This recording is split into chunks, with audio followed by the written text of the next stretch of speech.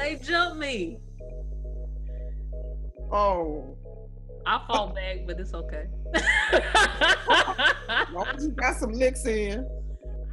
I did what I could. I made like rubber bands and like staples to I used to store like some of them under my bed at home. Like You've always been a nerd.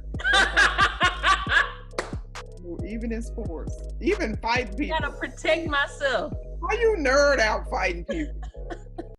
I ain't had no hands. I'm a lover. Anyways.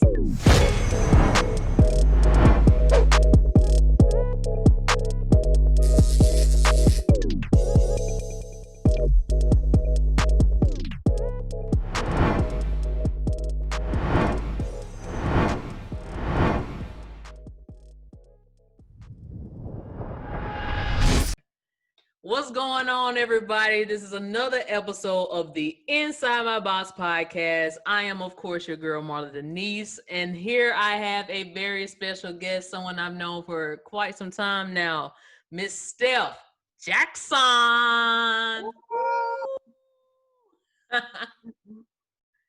What's going on? Well, I call you Gigi, but we're going to say Steph. What's up, M-Dub? You know, I told somebody at work my nickname was M-Dub because she was like, give me a nickname to call you because I called her L Boogie or something. And she was, I was like, M-Dub. I think you might have gave it to me, that nickname. The queen of nicknames. Definitely did. I'm gonna give it to you. I'm gonna give it to you. So I like to start off every podcast episode when I do these interviews discussing how we met. And I think the first time we met was 2006. Mm-hmm. And Gigi, not Gigi, what was a Chi-Chi? What they call her? Dr. What was her name? The biology teacher. You were a biology major, I know. Oh. What was her name? The one that told me after the first quiz to like drop my major and go somewhere else. What was her name? How could I forget her? Dang, I forgot. Chinchar.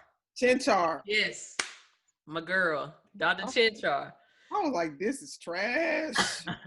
I remember you had like some kind of necklace on and you were playing basketball and you were like, it was the class was super packed. And then I think that was the first time I saw you.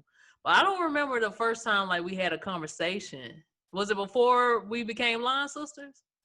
It had to be. I think it was. You know, I was moving so fast. You were all over the place. I know. I think it was. It had to have been because I knew you. I knew who you were, obviously. It may have been like in an outing or something, or like kind of on the yard and stuff like that, because we did have mutual friends. But you were more laid back and kind of. Yes, still today. Like literally in your box. Yeah. Freshman year, I didn't go out. Like no one knew who I was freshman year. I was to myself, studying in the library all the time, trying to, get good grades. And then I was like, look, no. And then I pledged. The opposite. You were with Ned, wasn't it? Or you were at least out there like that with them. Like you were on the scene. So I used to be with the basketball team all the time. Okay. We were literally our own sorority. So I was always in A branch, for those of you that don't know. Oh, African American branch. If you weren't a freshman, you really didn't go in A branch unless you just pulled the short end of the stick and you got a room there. And there was just this, Kenyan, all them. They would, if you were a freshman, they wouldn't let you in AA. They would sit on the steps and stop you.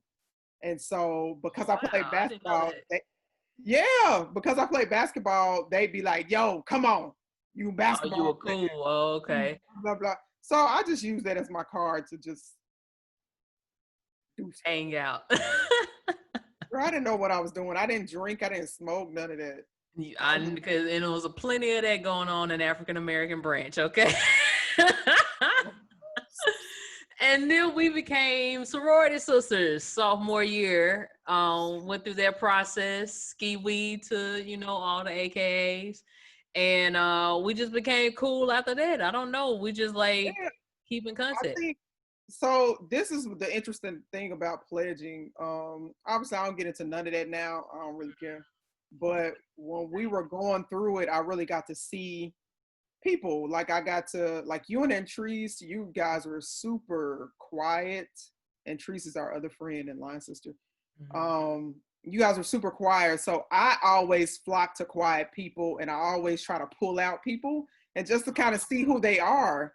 And so I've never consciously done it until now, but I've always been like that because I'm so just like sometimes. Yeah. So I really enjoy being online with you and Entries because I got to see the other side of y'all. Actually, when I started calling you M Dub, I was like, oh, yo, and you were the tell. So for all my non-HBCU folks or non-Greek or what non-national panhandle folks, if you are the tail, you have to be like the baddest one on the line. Like ain't no short changing the tail. You gotta like legit bring it. You gotta bring it. You feel me? Yeah. Tail and Ace gotta hold it down. And that's when I found out who Morgan was too. Like I knew Morgan. Yeah, I didn't know her before then. Y'all were both super quiet at the end of your studies. So I knew her. Obviously, we were actually friends before any of that. Oh yeah, that's right. And she used to like straighten my hair for me. And she really came like y'all like the front and the back, like y'all really like came out of y'all's box to my pleasant surprise. I knew y'all had it in you, but just to see it come out was just the most amazing thing. I was like, I was a different Marla then. I think I got back into my box now. I'm back in there. No, but you it was that's why I gave you that nickname M Dub, and then I could start calling her Ace Boogie. Cause ain't no way after knowing what she could take and knowing what was inside of her that I was just gonna keep calling her Morgan. You need another name. Morgan. We always called you Gigi. You were all over the campus. Everybody knew who you were. You were popular, athlete. And then I think, okay, Antrice, you mentioned Antrice. Didn't she play flag football with you? Yeah, when I moved back to Denver back in 2012. So you had already started before? No. She played while we were. Y'all didn't play while we were at Tougaloo? Really? She may have played. I didn't play. That was like we were actually leaving Tougaloo and they had started like the flag football stuff. And I didn't get into it then. Obviously, I grew up in Louisiana playing football. And then when I moved to Mississippi, that wasn't an option for me anymore. So I played basketball. Oh, okay. And obviously, when I was at Tougaloo, I was known for basketball. So I didn't really get into flag football like that. I didn't get into flag football until I moved to Denver. And then I started playing co-ed. I did not. I got the timelines mixed up then. So you moved to Denver after college. 2010, yep. And then did you move just so you can play flag football, or you were moving for something else? I was doing AmeriCorps. Oh, got you. Yeah. Community corps. So I had gotten a team leader position there. And I was like, Denver, why not? So moved to Denver. And free-spirited person to the core. my stepdad was like, you need to go to law school, go to the Army, do the JAG Corps. I was like, no. What made you say yes to flag football? So you moved there for AmeriCorps, right? And then what was the thing that said, you know what, yeah, let me go out and... Because I just needed that itch. So I grew up playing competitive sports. Like I grew up in North Baton Rouge, Fairfield. Shout out to the hood. Go ahead. I know, right? I'm so corporate now. So I grew up playing football and I actually was the best athlete in my family. So the way dads like tout their sons around, what I noticed with men, it's always like 10 times better when they can tout their daughter, who is Oh, better really? than your friend's son. So I Oh. was like, in the hood, it was like somebody uncle, somebody daddy, somebody older cousin is always a quarterback. And then you just want to throw to the best kid in the hood. You feel me? Mhm. So I grew up doing that and playing football anywhere I could play it. And then I found basketball. So the flag football was just super natural. I was like, yo, let's go play. Why not? And So so you said what did what? what did you see? Like, was it a flyer? Was like, how did you know about it? So because we all lived on like this campus and it was a bunch of us, we were like between the age range of like 18 to 24 Mhm. years old. And so it was men and women, and we always would go out and do these activities, right? So it was hundreds of us. And one day, flag football was one of them. And so we set up this co-ed games and league and whatnot. And so they realized very early on that I was the best player out there after I caught on like three dudes. And so they were like, oh, okay. I was like, oh, I still got it.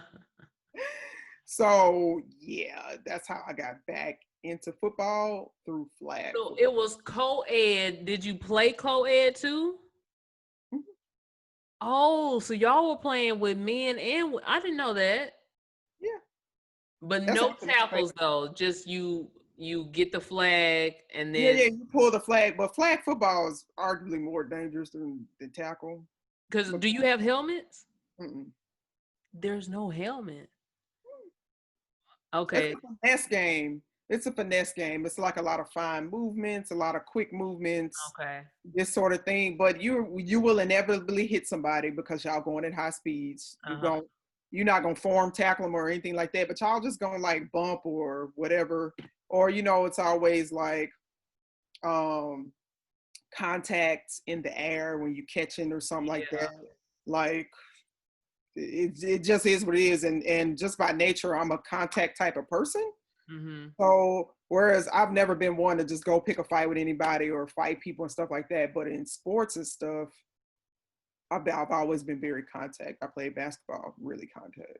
So how was that playing with dudes though? So women and dudes mixed together. What was the like? Did you guys had separate locker rooms, practice together though? It was I not had to that smell formal. them funky, excuse me, funky balls. Okay. What's fun? It was not that formal. It's like, yo, just come dressed. Oh, okay. So it was like you Rest come in to your the room. field already. Yeah, Okay. it wasn't like with tackle football so formal. You got the Mhm. visitor, you got Mhm. you could play, you could do the national anthem or whatever. Girl, we did not do all that. Oh, We okay. was like, yo, it's game time. Okay, run out there and play. Like it And was what completely position do you play? wide receiver. Okay. So after that, did you keep on like it was it like a side thing that you did along with AmeriCorps and Yeah, then yeah, yeah. so how did you when did you start getting more serious about it? As far as flag goes, like I got super like into it. When I moved back to Mississippi, I moved to Jackson. Probably like 2012 ish, and they had a Jackson Flag Football League. And listen, it was a league. It was organized, but it was like, yo, um, I've gotten hit plenty of times in that league. Mm-hmm.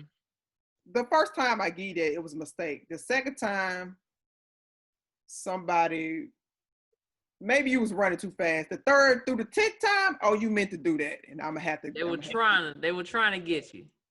Yeah, and I'm super competitive, and when I get into those competitive modes, I'm Mm-hmm. kind of not myself.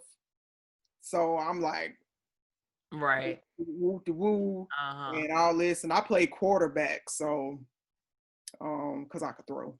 So what was that co-ed as well? No, this was all women, but women are way more aggressive than men. Okay, so even on the field, it was way more aggressive. So what was the difference between the co-ed and the female? How did you, other than the positions that you played, how was like the game? Were the games, was one more tiring than the other? Was one more challenging than the other? Was a different approach in how you played?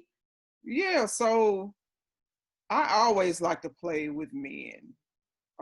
That's Me just too. how, yeah, that's just how I grew up, and it's just kind of a different deal to the game. Whereas women are more aggressive just by nature. Just it is what it is. But there was there I exuded way more energy playing in Jackson. The women. It was just way more intense. Wow. They had everybody's playing like they got something to prove, and I didn't make it any better because I was scoring when I was scoring like you gonna hear about this.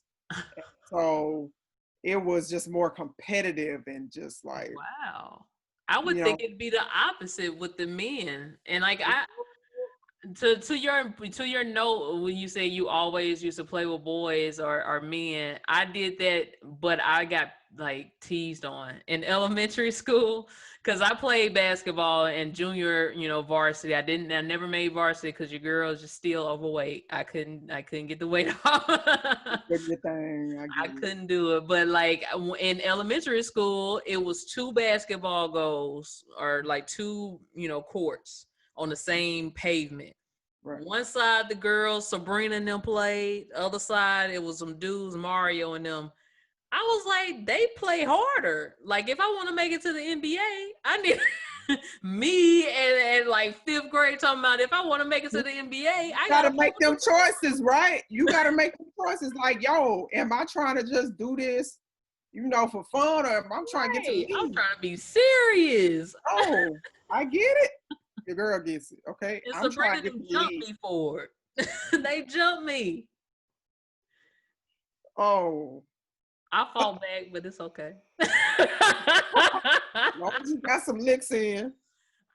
I did what I could. I made like rubber bands and like staples to I used to store like some of them under my bed at home. Like, I've always been a nerd. That's fine. Even in sports, even fighting gotta people. protect myself. How you nerd out fighting people? I ain't had no hands. I'm a lover. Anyways, so it's interesting to hear that the women were more competitive though when you played with flag football. It's weird because I'd say more aggressive. Men are more like there's a different level I could take it to when I'm playing men, and I don't have to worry about from a competitive standpoint. Mm-hmm. They force you to go up a notch Mm-hmm. just off sheer because genetics Yeah. and science and all that physiology, whatever you want to call it. So they force you to play up a level, and I love that. Women force you to be more assertive, more aggressive, and Mm-hmm. not necessarily even more competitive. Honestly, if we're talking about like talent and all that, I was clearly the best player out there. It's just that the level of effort that I had to exude against the women, what I'm saying, from a Are you talking about like plays, making plays and being more strategic or well, no, more so like me versus you type of deal, like athlete on athlete. The women was coming for more blood. The men, mm, oh yeah, yeah. that's The interesting. men were like, yo, this is confines of the game. I'm trying to, what I'm saying, I'm trying to win. I'm trying to do this, and this. So I understood that there was a certain. It wasn't personal. You know what I'm saying? Like I'm playing dudes. Like obviously, you got some guys that take it super personally, but just like generally, it was like, yo, this wasn't personal. Like if I had a good play, it's like, yo, good play. But the women held that grudge. No, the women was like, they trying to end you. Like I Ooh. got hit in the face. Why my flag is down here?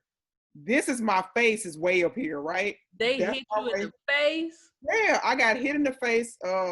We were like down.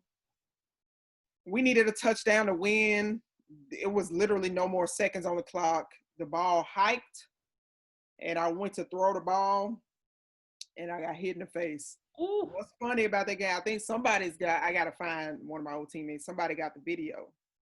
We ended up winning that game because when I let the ball go, my top receiver caught it, and we won the game. I got face punched, but anything to win. Girl, and you ain't punched back. Yo, we won the game. For me, it was over. Right? So that's the thing. Like, I've only fought one time. It was after a game. It was in high school, my senior year. We were going to state for like the first time in our school's history, and so we went to Kahoma. For those of Where is you that that? don't know where Kahoma is, see, you from Mississippi and don't know. It's north of the Delta, Clarksdale. Wow. So Clarksdale, almost Mississippi. in Tennessee. Clarksdale, Mississippi. Home of what Ruben Studdard and Rick Ross. Sorry, Rick, you're not from Miami. Oh yeah. Home Right. Mississippi. Right. So we were playing them girls, and they were just playing dirty, super dirty. Like one of my teammates, they just literally tackled her. The refs weren't calling anything. So I had it up to here, and I was just almost uncontrollable then. And Oh. so the girl hit me, and I was like, so this girl is like 6 foot something. And I'm 5'7". I probably grew one more inch after that. My coach looked at me and was like, "Yep, you gotta come out the game." I was like, "No, leave me in." So I came out the game, and because I never want to sacrifice the game for something petty, uh-huh. fighting. You Right. know what I'm saying? Even though the refs not calling things. So I looked at her and I said, "I'm gonna get you after the game." I look right at her. And so Ooh. I come to the bench, I look at my teammates, I say, "Are y'all ready?" And they was like, back in the day, it was hilarious. Okay, don't laugh. Back in the day, they called me Big G. I'm not surprised. So, you know what I'm saying? So they're like, Big G, whatever you need, whatever, we down for whatever. Double OG, come on. So they like, we down for whatever. I was like, bet. So I sit there. They just like, they're literally pummeling our teammates. I'm like, clock hit 0. And you were We ready. go to shake hands. Get to the line. I'm like, I ain't shake nobody hand. I was like, her number was 23. Everybody trying to be You Jordan. remember. Everybody trying to be Jordan. I seen that girl to this day. She is over 6 feet. So my punch had to be super high. So she goes to shake my hand. I do this. I said, whoop. And then all hell broke loose. All hell broke loose. Mamas was coming out the stands. Wait a I minute. just think one of my teammates who's a power lifter, this woman, it felt like, remember that old NBA fight with the Pacers and the Pistons? Just this With all-out brawl. World Peace or Yeah, whatever. Yeah. back when he was Ron Artest. Uh-huh. Man, that's how it was. I Whoa. mean, one of my powerlifter teammates squared up on somebody's mama and dropped her. I was like, oh. Yo, wait a minute. So I'm fighting, security got me. I'm like, no, let me go. So I'm like, yo, y'all ain't let me get no punches in. My teammates out here beating up mamas.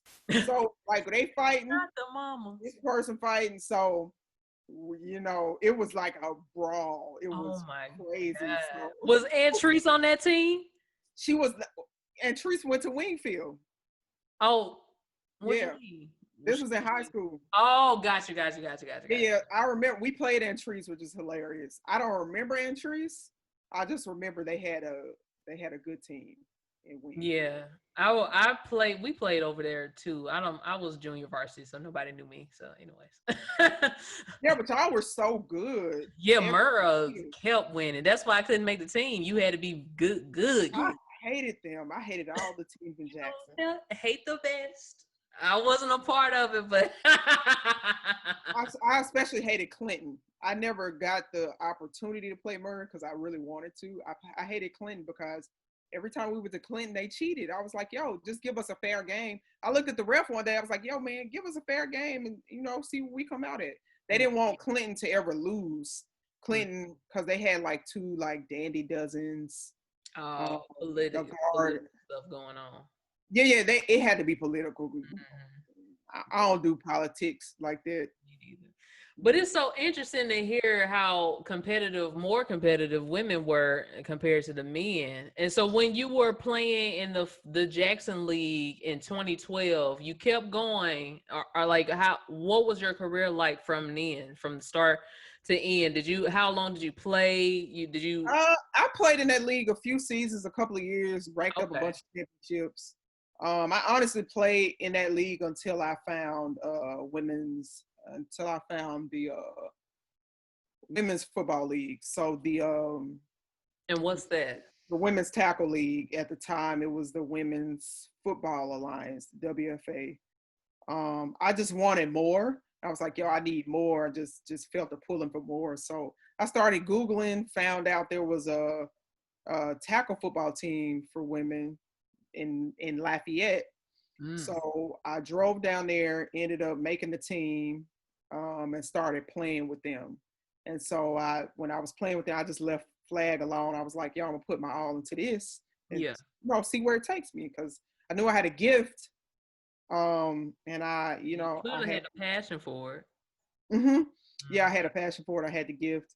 I just didn't know where this was going to lead. I actually found New Orleans first. New Orleans had a team, and then they ended up breaking up before the season. And so I had to. I think I set out a season, and then in 2014 I found that Lafayette team, and went down and tried out, made the team. And so you moved down there?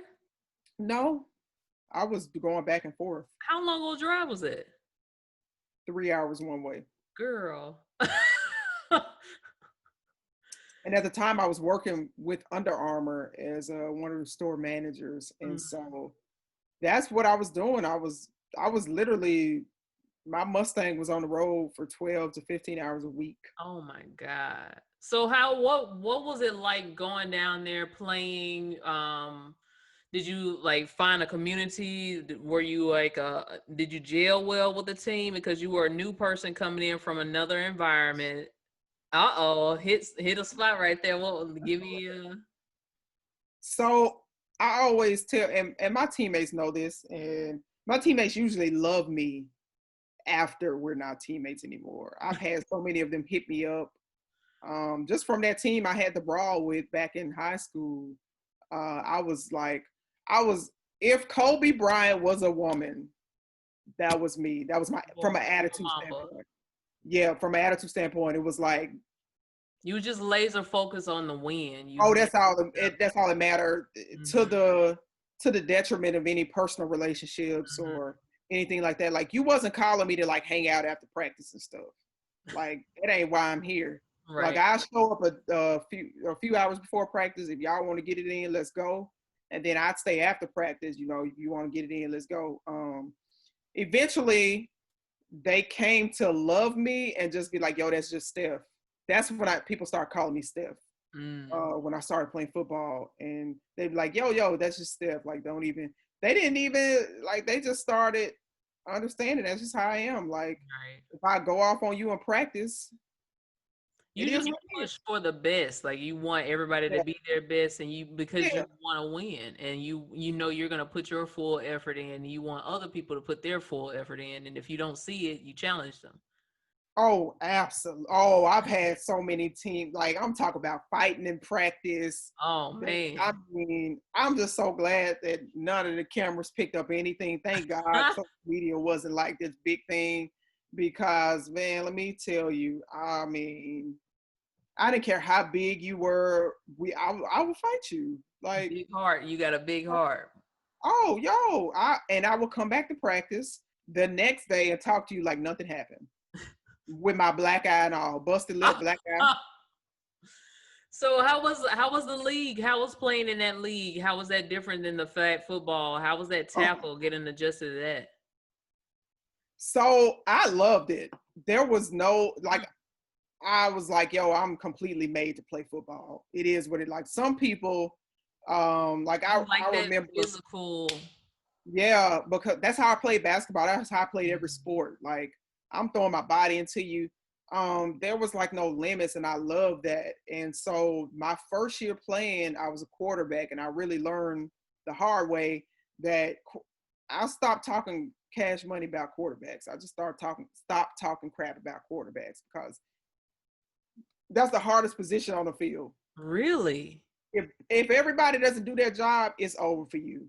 I remember distinctly one time, right before halftime, my running back either forgot to play or didn't want the ball. I don't know what it was, but she left me on the island with a freaking 300-pound lineman, and that girl let me know. She put every inch of that Put 300 pounds all 300 pounds on on you. at high speed. At high speed. So Baby. yeah, I want so to it quit was that day. hey, listen, it was my first year was a learning year, and it was like, yo, it was a lot of ups and downs because I was also dealing with a lot of personal stuff, just with my grandparents, just my grandmother was kind of in and out of the hospital, and I was always one of the primary caregivers, which I just held that with a badge of honor.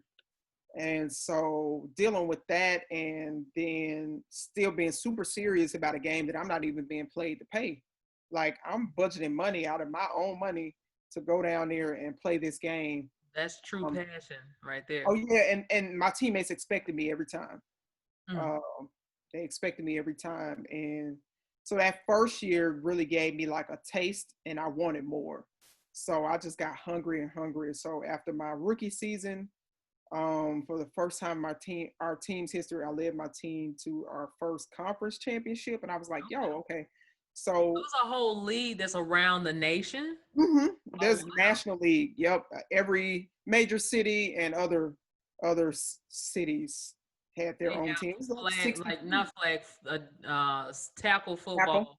Now Mm-hmm. I've seen something like it on TV where it was women in full gear in a helmet tackling each other, but like on the sideline there was this wall. Do you know what Oh, I'm talking about? they those are historically they call them lingerie leagues, but I think that there's something Okay, else. So they don't have so full. not the same. No, they don't have full padding, so they have padding up here, literally just the shoulders and your breasts are out, Uh-huh. and They had then like short shorts, like they have on these little spanks, and then the uh-huh. helmets, and sex sales. Yeah. I was That's watching the wrong thing. yeah, and I've even talked to men that are just like, yo, that's disrespectful to the game. I don't watch that. I wouldn't let my kids watch Oh. that. I'm like, yo, listen, dog, I'm with you. They really play though, right? They're Like really good okay. athletes, though. Like, I'm not taking anything away from them as athletes. Uh-huh. It's just that the way Not you the present in same. the game, yeah, not at all. The way Mhm. you present in the game, and you got to protect this game that we love. And I Yeah, know it's a lot of controversy about football and the right way to play it and all that. And right. it's controversy around everything, right? So I'm just So like, I'm mhm. sorry, you can go ahead. My bad. No, I was just finna rant. My bad. My apologies. I was thinking of how did you protect yourself? You were saying you touched on there was controversies about how to play the game of football, and we all know it's like a very contact sport that you can get injured in. So how were you as a woman protecting yourself from getting injured on the field, or did you even like not think about that? You were just in it. So while I was playing it, I wasn't. I never, thank God, got any concussions or anything like Mhm. that. I never took any headshots or whatever. So I didn't have to like. I took every measure to make sure my body, for one, was prepared for the game. Okay. So a lot of women, and it used to piss me off, still does. They used to anyway, they would just come out and think that this is just a rec sport and you can come play and yada yada yada. But you have done nothing to prepare your body for what's about to Yeah. happen, for the bruising. So a lot of 90% of the injuries come with the lack of preparation. Okay. Like, you're not eating right, you're not lifting, your cardio ain't right, so you're getting tired, so your technique is off. And whereas you usually get low on tackles, now you're getting too high and you really hurting yourself. So Mhm. a lot of it is preparation, off the field preparation, and teaching, learning technique. And then it's kind of like driving, right? You can't really account for the other drivers. So sometimes accidents happen. But as you've seen kind of in the NFL season, a lot of accidents are happening. So if a lot of accidents are happening, i.e. injuries, then that means either they weren't able to prepare, like the NFL season, they had the pandemic, the guys couldn't prepare, they skipped the preseason. So you're seeing more injuries now than any time in the NFL history. So because that prep is so that preseason, oh, that the prep, having prep, those practices, all yeah, that's important to prepare for the yeah, game. absolutely. So you were in the league, you were tackling people, getting tackled, trying not to get 300 pounds put on you. How long were you in that league playing tackle football? So I just finished so it's funny. So I had a lot of success very early on in my career. So by my second season, I moved to wide receiver. And this is what, 2016. And so by my second, So I'm sorry, what is a wide receiver? so oh yeah. Yeah, I don't know. Oh, oh yeah, no, perfect. So with I'll just go super basic really quickly. In football, you have 11 players on the field at all times. Oh, okay. You have offense and you have defense. Offense is the quarterback. You always hear about the quarterback. And you have 5 linemen that protect the quarterback. So those big Right, people those big old protect dudes. the quarterback. So Yeah. you have the center, and on the outside of the center, you have 2 guards. And on the outside of them, you have 2 tackles. So that's 6 people. Then behind the quarterback, you may see a player. That's the running back. That's who you just hand the ball off to. They not as big. And no, but they like, so because they take more of a pounding, than anybody.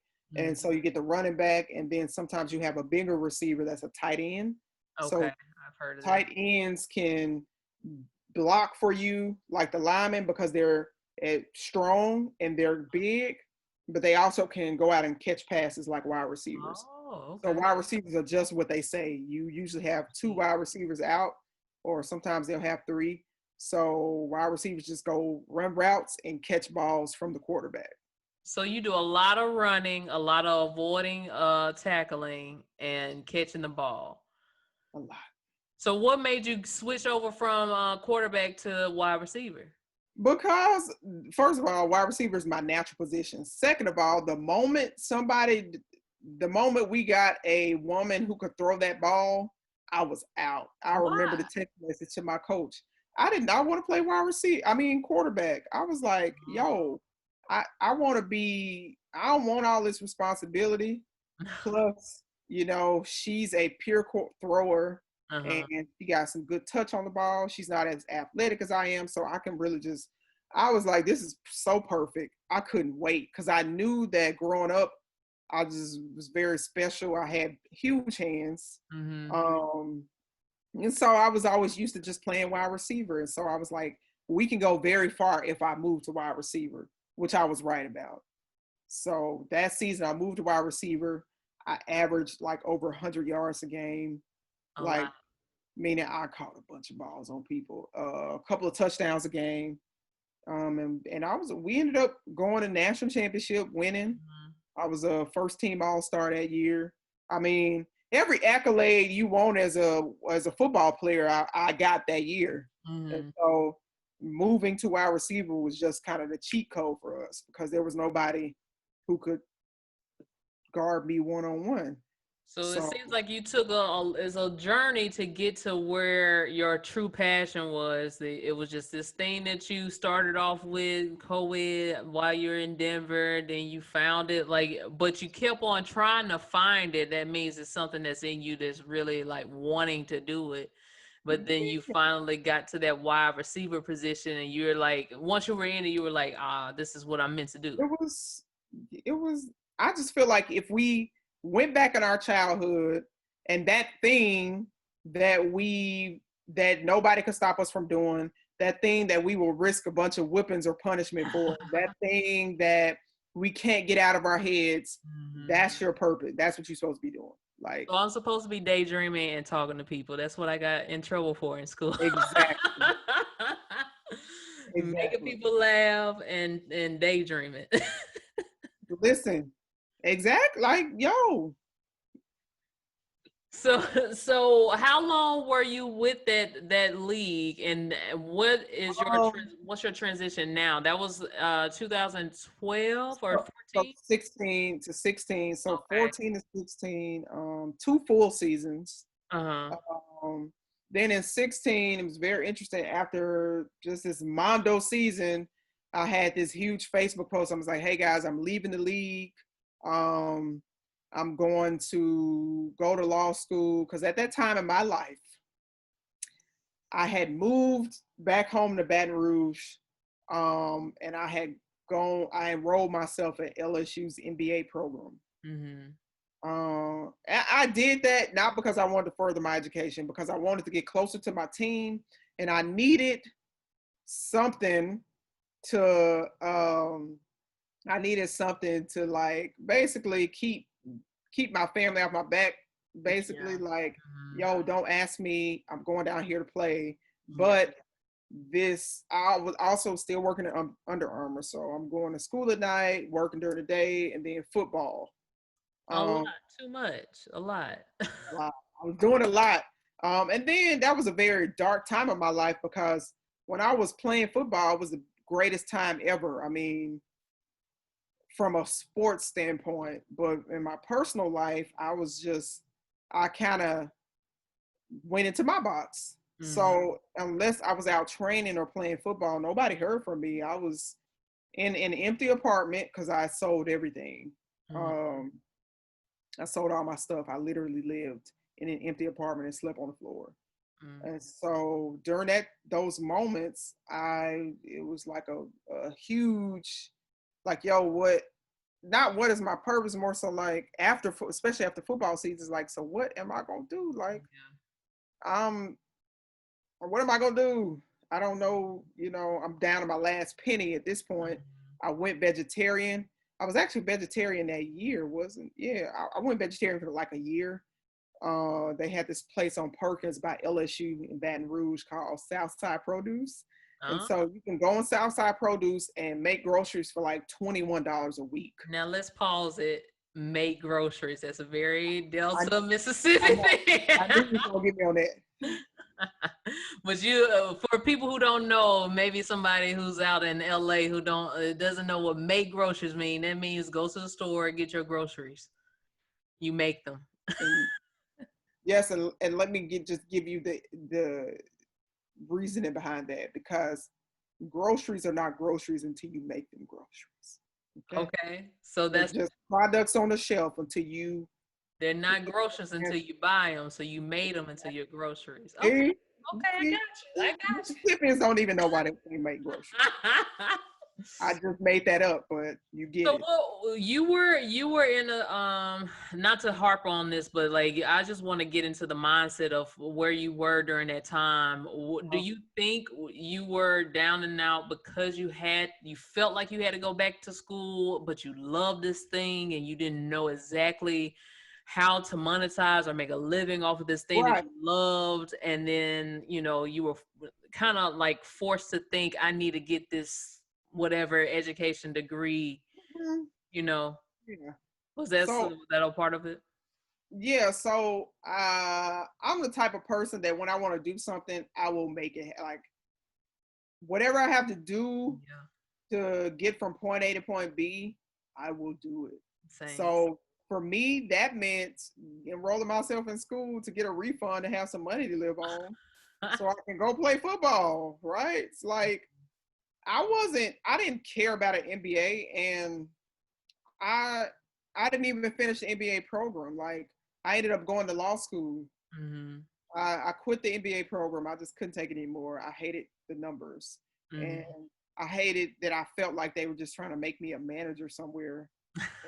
Like, it was weird. They do mention a lot. Well, you're managing this team. You have to. Girl, I'm like, I was okay. like, first of all, I ain't managing nobody team. Then, like, it was, it was a lot of smart people in there. Exxon is huge in Baton Rouge, and so they were sending a lot of people to LSU's MBA program, and I was in there with them, and I was like on the executive track. And I was like, yo, I'm over it. Like, bye. Yeah. So I left the MBA, the MBA program. Not the NBA, but the MBA. I left it because it wasn't good enough for me. Right. No, I left the MBA program. I don't want to get that confused. Right. Never got into the NBA. Right, exactly.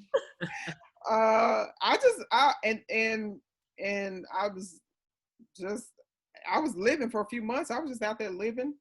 I had the greatest football season of my life. Wow. You probably have to compare my stats with somebody to see if a wide receiver's ever had a season that good anyway. Wow. And then when it was all over, I was faced with life. Like, yo, what are you gonna do now? You know, like, what's next, Steph? Like, you literally have to look in, because my lease at my apartment was coming up. It was about to be expired, and football season's over.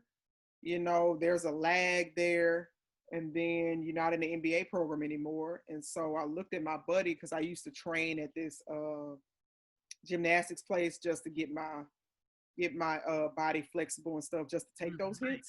And so I looked at my buddy, and I was like, yo, man, like, I got to go to law school. I got to go to law school. He was like, what? You came up with I'm like, yeah, yo, I got to go to law school, because law school is the skeleton key to get me in every door and every room I want to get into. And that was nothing but God that like, just like, yo, you go to law school. And so you went to law school in Mississippi though. So after that, did you move back to Mississippi? And then this is what happened. Okay, what had happened was I know what had happened was so I had this grand scheme I told the MBA program that I was going to transfer to LSU Law, but I hadn't heard from them like for a couple of months. And so I was like, screw them. So I was like, I'm going to move to Greenville, Mississippi, get a job at Dollar General, and my grandparents will love it. I'll just stay with them. I'll help them around the house. I'll shuck corn and clean fish and pull greens, and any country thing you could think of is what I had done and what I was going to continue to do. So that was I was basically just giving up at that point. I was like, I'm gonna get a job at Dollar General. This would be perfect. My grandmother always says she wants us home. And so, your baby's coming home. Girl, that worked out for about maybe 2 strong weeks till my grandmother, you know how grandmothers are. Like, my granddad was completely down with it, because I was his favorite. So he was like, my girl here, this and that. Yeah. And so I was like, yeah. So I'm putting stuff on the grill. I mean, I'm literally out there in the front yard finishing furniture. I'm just like pulling greens, shucking corn, doing my thing. And my grandmother one day was like, when she cleared her throat and closed the door behind her, I knew. She was like, yep. She was like, EG, come in here and talk to you. And I was like, okay, I'm just gonna fin now. She was like, yeah, now. And so she was like, shut the door. So I was like, I'm pretty sure I didn't break any more of your priceless china from Germany. It was just like a one-off last week. So what am I getting in trouble for? So she was like, you can't stay here. I was like, what you mean? Your baby's home. You wanted your baby. She was like, you can't stay here. You gotta go. So I was like, you womaned up. Fine, I'll go. And I literally walked into Mississippi College downtown. I went back to Jackson. I walked in, didn't fill out nothing. I took the LSAT just because I knew I had to take it to get in law school. I never bought an LSAT prep book. This is how I studied for the LSAT. I showed up every day at the same time at Barnes & Noble, read the Kaplan, the master prep book. Mm-hmm. And they watched me do it every day, so they never sold it, which was shout out to Barnes and Nobles by LSU. So they wouldn't sell it. And they watched me every day like clockwork. I just sat there and worked problems, read it every day. I would come back every day, same time.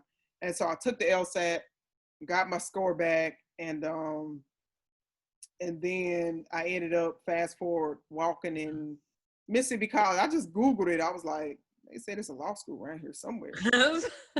Literally, those are words. I was like, oh, there it is. Okay, so I'll go downtown Jackson. I walk in. Sweetest lady ever greeted me, and I didn't know where I was going. I was just walking. I didn't know where the admin office was. Walked in the admin office, and I said, hey, how you doing?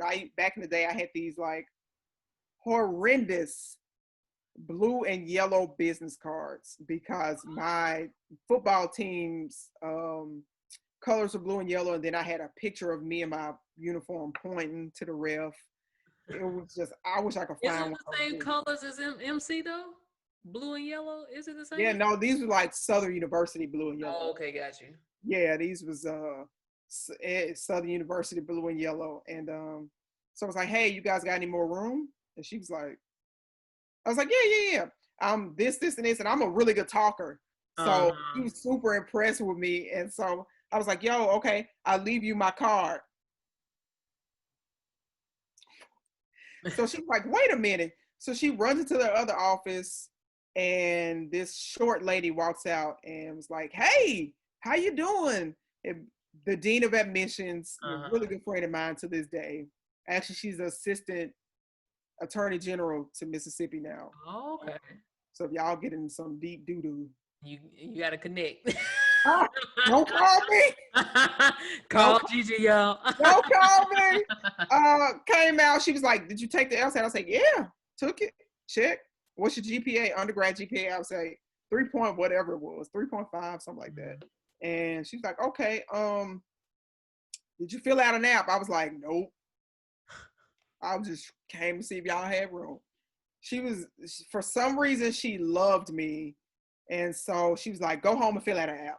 So I ran home. I had like a training. I was still football training because I didn't know what was going to happen. I was just like, I was over at Baptist Healthplex in Madison, training football. And so I was training with my guy, and well, shout out to Jay. He's a Tyreek's Hill former trainer too. So anyway, training there. And I got a call from them, and they were like, Steph, congratulations, you in. Not only that, we're going to give you a scholarship. And I was like, ooh, what? Look at Jesus. What? Yeah, girl. I was like, so I tell people, I'm like, yo, I don't know what your beliefs are or anything like that, but I'm like, yo, if God needs you somewhere, he going to put you there. Oh my God, that is correct. When I tell you, yeah. Go ahead. At the end of the day, what? I was just saying, just reiterating, at the end of the day, it's something that you need to be doing that he needs you to do. It's a book called, The Alchemist, it describes this man on a journey like to his destiny, to his purpose. It's like I recommend it to everybody, The Alchemist. And in it is what's his name? Paulo, yeah, something like that. I forgot the author, but like in it says the world, when you want something, the universe conspires to give it to you. And I like to say the universe is God because I believe in God. And it seems like anything I really want to do, right? He created the universe, but like it's like if you want to do something and it's God's will, he will give you tools to get to the next step every single time. Check it off.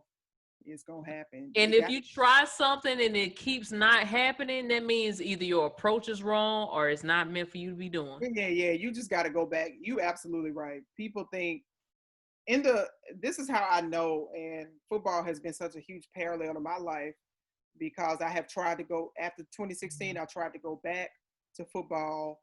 I mean, I'm in law school on a plane. Wait a minute, you were playing football while in law school? So yeah. So I was on a plane every week. I was playing in DC. It didn't work out. I tried it. It did not work out. And then Then this last season, I played in Dallas. It was just the biggest struggle ever of my entire sporting career was last year. It was, Wow. I am still, it has taken me so long. It took me a year to get over this. And I'm not saying over it, it took me a year to process and forgive myself and forgive other people and not be bitter about any of my experiences. Um, so I was like, okay, it's time for me to go back to the game, right? Uh-huh. So I texted the owner. I said, hey, I'm in. She had been trying to get me to play for her for some years. Um, because before I left, I was definitely the top receiver in the game. Like I was good. I didn't know how good I was. I didn't have even have the technique that I have now that I'm just learning now. Now I'm teaching people, but I didn't have the technique. I We'll was just get into this right after this. yeah. So I was just pure. So I go to Dallas. It was a weird feeling when I walked in. You know, even the way I was greeted because they wasn't sure about me, and I wasn't even sure about myself. Really, I didn't know. I had been out of the game for like 3 seasons at this point, Mm. 4 seasons, and so I get in, and it was just weird. Like from the first route I ran, I remember the head coach was like, "I don't like that." I was like, "Okay, how you want? You know how you want me to run it?" And so she ran it how she wanted me. So I did it. Nothing was ever good. Mm. It just nothing was ever good. And so you know they had their top players that they liked. And Mm-hmm. I get it, these are champions too. Like they've won multiple championships, best team in women's football. Shout out to the Texas Elite Spartans down in Dallas. And I just wasn't a fit. Like I was a luxury on a really good team, and they didn't need me. And I am not a role player. We are role players, I guess you should say. But when you say Trying to role be out players in sports, there. Uh-huh. yeah, yeah. When you say role players in sports, you think of the players that aren't kind of the top tier, but they help win championships anyway. Mm-hmm. Kind of like Rick Fox and Robert Ory and them with the Lakers, or who Dennis Rodman with the Bulls. Okay, got you. You ain't expecting. I know that one, yes. Yeah. Tony Kukoc for all my Bulls fans, Luke Longley, all them boys. So those are role players, but without them, you can't win championships without role Mm-hmm. players. You can have Mm-hmm. superstars all you want.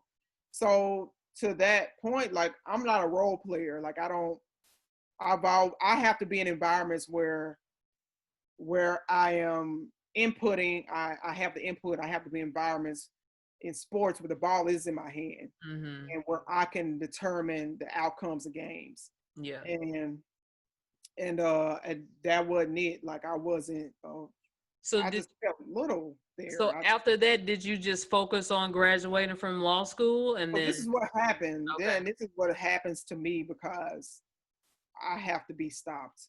If you don't stop me, I'm gonna keep going. No matter how foolish it is, I will keep going. So I kept going, and I didn't. It was just weird. So I didn't make the starting 11. I didn't get the starting job. And when I finally got into the first game, the very first play of my season, I got hurt. I Mm. tore ligaments in my ankle. Ooh. I mean, yeah, 3 players ran into the back of me, and I got kind of folded up Oof. and tore ligaments into my ankle. And something that just never happens to me, and it's football, so these things happen. I've just always been one of those players that are almost one of the untouchables. Nobody's untouchable in football, but Mm-hmm. there are certain players where it's like, yo, they may have a hamstring here, this or that. I knew something was weird because I popped the hamstring in training camp. So my hamstring popped, and I was like, yo, what's going on? Mm. And the trainers do what they do, and she's like, yo, you got to that's a problem with having too much muscle, yada yada yada. And I'm like, this is weird though. Like when something is not Yeah. right. Uh-huh. So stuff like that kept happening to me, and then I broke my ankle, Mm. and so I was like, dang man, it was so bad that I looked up and I said, God, surely nothing has happened to me where this is altering my season because this is supposed to be my comeback season. Yeah. I'm supposed to get back in, and nope. I stayed in 3 more plays on a broke ankle. just because I didn't believe that what was happening was actually happening.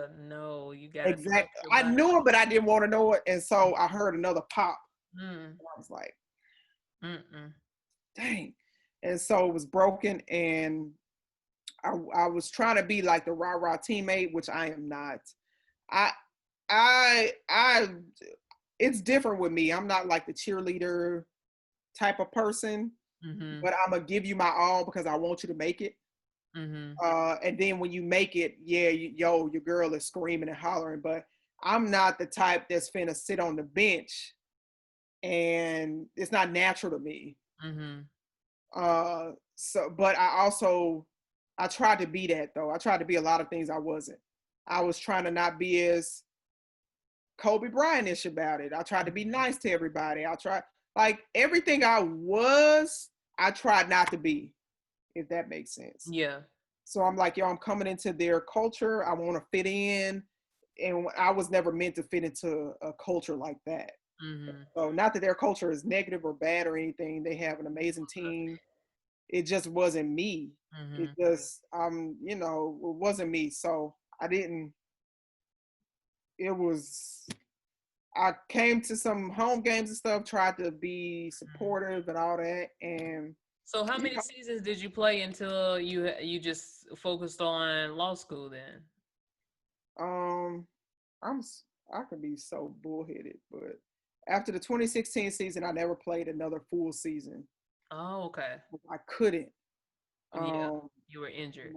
2016, well, 2017 season, I went and I tried out for Team USA. I ended up making the team, um, but I didn't report. I didn't know I made the team. A friend from France Mm. texted me on WhatsApp and said congratulations, and I was like, "What are you talking about?" He sent me the Team USA roster, and my name was on it, and Okay. I couldn't even enjoy it. I couldn't even because my grandmother passed February Uh, 2017, and so that was a huge hit for me. And I was processing it, and then right after she passed, my mom's oldest sister died 2 weeks later. Like these deaths, 2017 tried to take us out. So we had three huge deaths in yeah. 2017.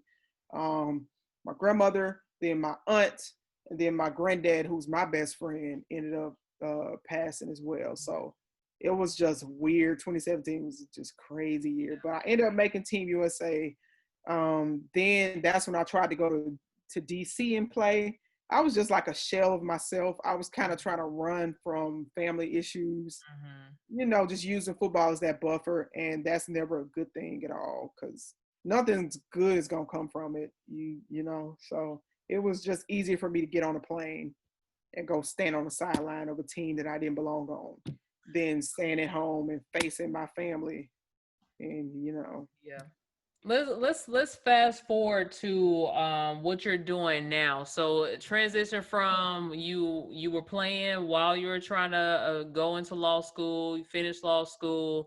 Now you're out here offering your skills to the world with an online course. yes, Tell us more about this course. absolutely. I haven't officially launched it yet. We still working some stuff out, but so when quarantine hit, I did not know what to do, much like the rest of the world. So I went back to doing what I knew to do, and so that was play football. So I got with one of my friends. Well, we weren't super close, but I knew him, and I knew he was a guy of integrity, and he was just really good at his craft. And so I said, "Hey, can you train with me?" A guy named Jahir Hill, and we call him John. So I say, hey, can you train with me? I just want to get really, really. I went back to the basics. I always say, just go back to the basics. Um, and so because of the season I had in 2019, which was very disappointing, I said, where are my gaps? So you can blame other people, or you can say, hey, Steph, you had gaps. No matter what these other people did, if you trained and if you were this, and this, and if you worked on that, then that wouldn't have mattered. So my gap was that I did not, no matter how good I was, I never mastered the basics of playing wide receiver.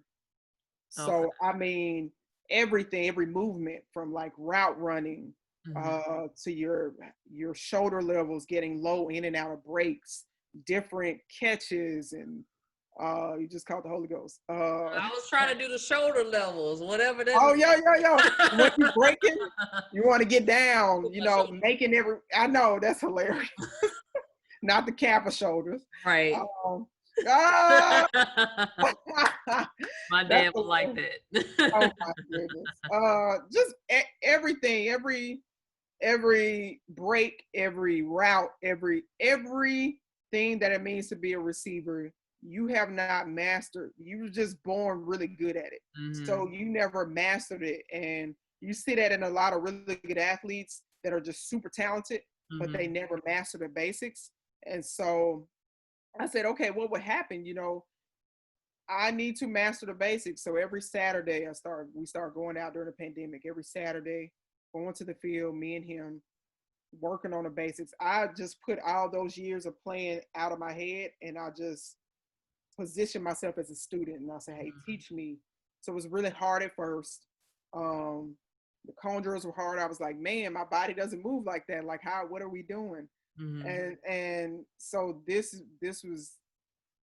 academy, long story short, is a culmination of the things that I already knew, but the things that I have learned and that I have mastered. And so we really target the beginner and intermediate wide receivers, and even those advanced wide receivers that just want to go back to the basics and work on their craft. Mm-hmm. So it's 4 weeks of really working your craft. We start you off like base movements, and each week builds, and then you learn the different routes. So we don't throw everything at you. Mm-hmm. We day one, day two, yada yada yada. So week one you do basics, and then you do like kind of basic routes, like maybe a quick route or one route or two route slant or something.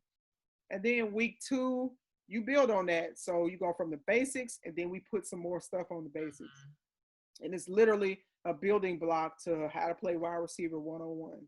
That's wonderful. I don't think I've never heard of anybody offering a class like an online class like that. So that's very unique. Yeah.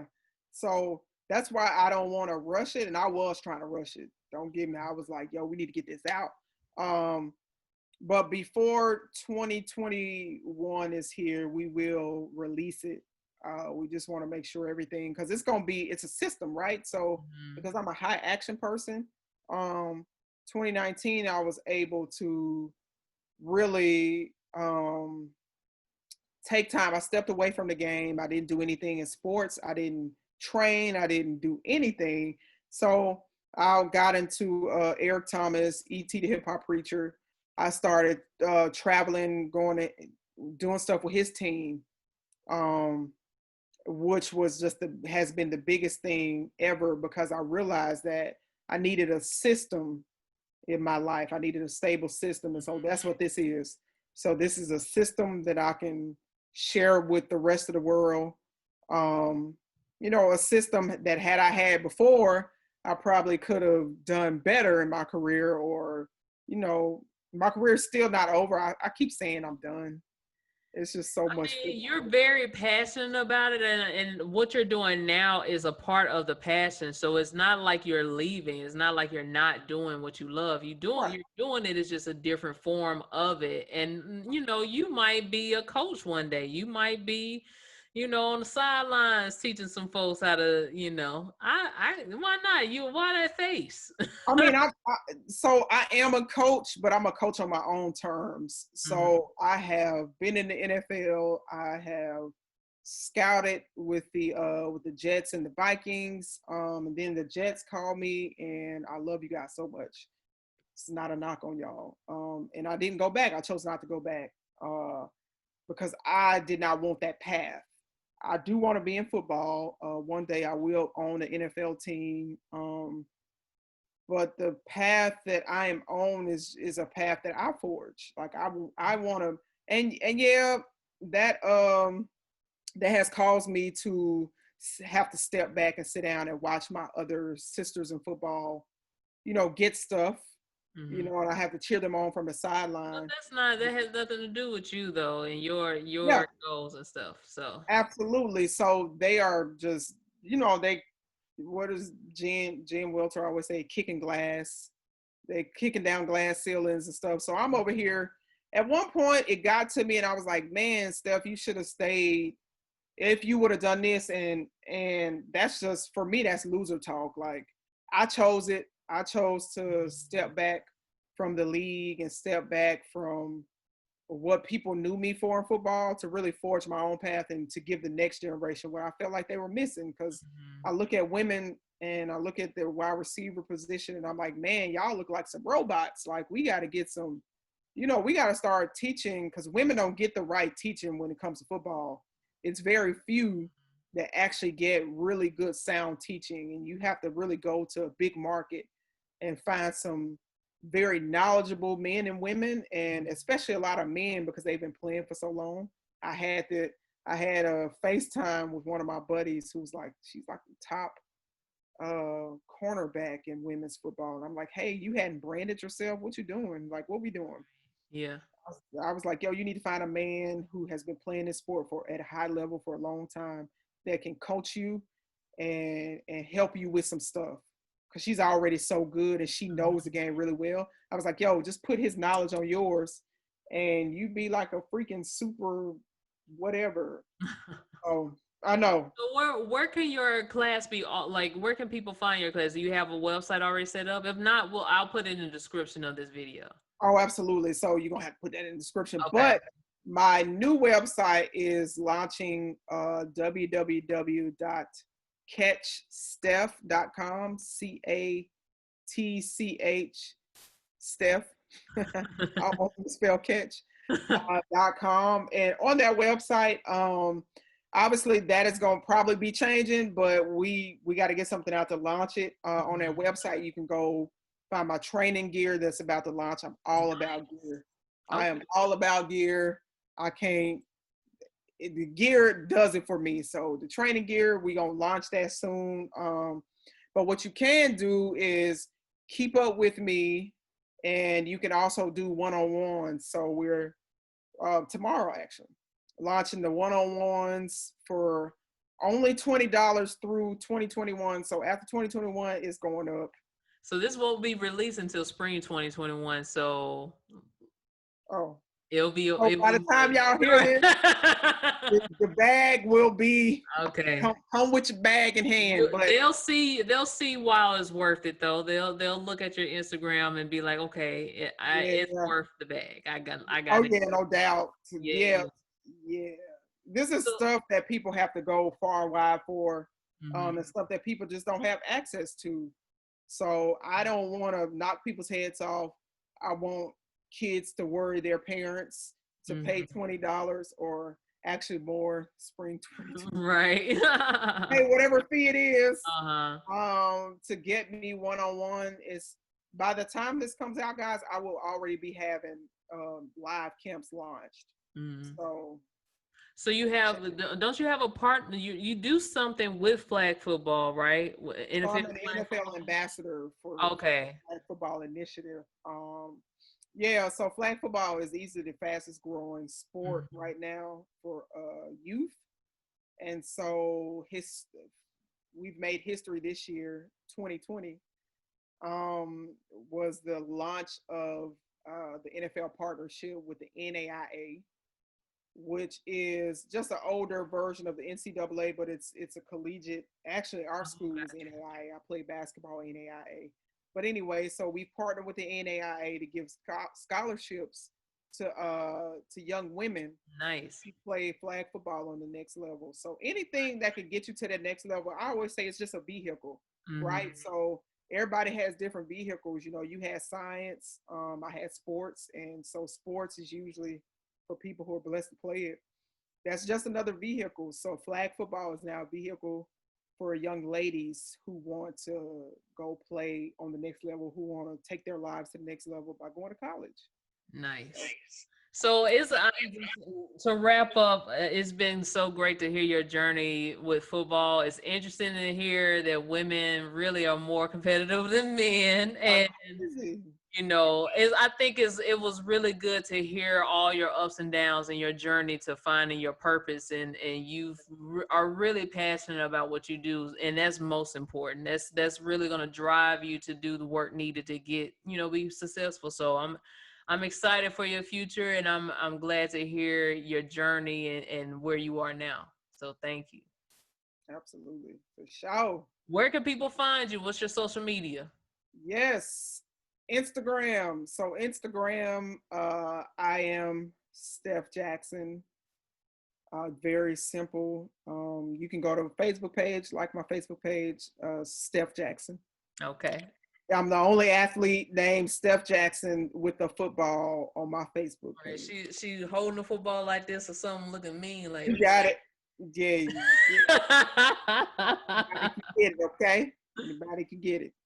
So yeah, go like my Facebook page. Join, I'm tripping. Join the Hands team. It's a free private Facebook group. Nice. On Saturdays, live. It's called the Hands team. Yeah, the Hands team. Okay, got it. That's what it's called. So it's just a play. It's a play on what. So in football, the Hands team is when they're going to do, the opposite team is going to do an onside kick after they score, and it's probably only one possession left in the game in the fourth quarter, and they need to get the ball back. Mm-hmm. So you put all the players with the best hands on the team up front. So when they kick the ball, the players with the best hands can catch the ball, secure it. So it's a play on the Hands team. It's a community that I created for wide receivers who just want to get better. I post in it, and on Saturdays, I live stream my Saturday training session, so that's fun. Nice. We have challenges every 30 days. There's a challenge. So, and every challenge is just to get you better, right? Mm-hmm. So whether it be, the first challenge is 100 catches a day. We try and get to 3,000 catches, and just anything, duck walk challenges to get those hips right. Nice. One hand catch challenges, just all kinds of stuff. So that is free community. So all the parents listening who have children who want to play football, every kid who's listening or watching who wants to be better at what they do, hit up at I am Steph Jackson, and then Steph Jackson, that's on Instagram, Steph Jackson on Facebook, and then join the Hands team. Get into that community of people who are like-minded, who want to get better at the game, and who are also passionate about it. So you are forming these communities. It's going to come. Thank you so much for your time. I appreciate you again for joining me today.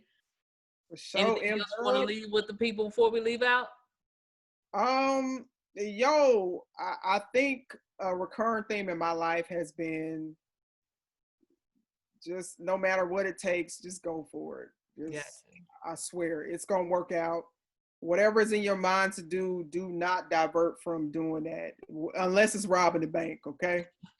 You know what I mean? And, whether you love chess and nobody in your family has ever played chess, or people around you are deterring you from it, I don't care. Whatever's in your heart, whatever desire, whether it's ballet, football, basketball, whatever, aerospace, you literally, God put that in your heart. And if you continue to follow that path, you will get there. I promise you that. So you good. I like my bullshit. Let me stop. I'm just playing, guys. Playing. Don't do it. Thank you so much again. If you want to get in contact with me, my Instagram is at NSIDE _NY_BOX. That's at Inside My Box. And until we meet again, remember to love yourself, define yourself, and think for yourself. Peace.